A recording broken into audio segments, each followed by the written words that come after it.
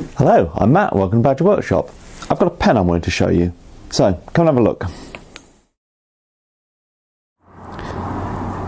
It's sold as a tactical pen, but it's a bit different from other ones I've seen on the market.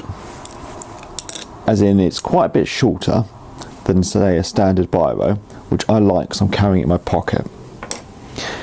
It has a pocket clip that's built into it out of metal. It's a nice idea, but I find it's tight to get on my jeans pocket and it frays the jeans a little. It has some flex in it and you can bend it out, but I'm worried if I bend it too much it will break. As you can see, where it's weared against my keys and things, it's scratched, but I like that. I like how it's worn over time. I think it makes it look cool. This bit, I can't do it now, unscrews, and at first I had a problem that it unscrewed about 5 times in my pocket. So what I've got is some PTFE plumber's tape around there that just makes the threads a little tighter, and since I did that I had no problems whatsoever. It's just a standard biro. Obviously, because of the bolt action, it's got quite a short specialist insert, but it writes actually really nicely.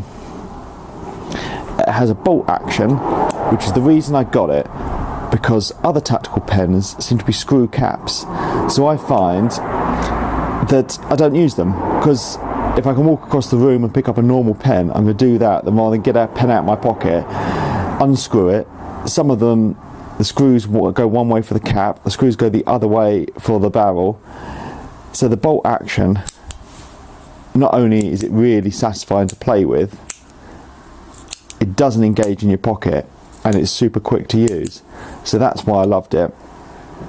So I think it has a few advantages over standard tactical pens.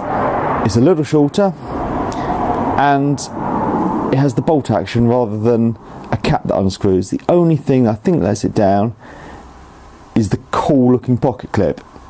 If it had just more of a standard one, I think it'd actually work a little better.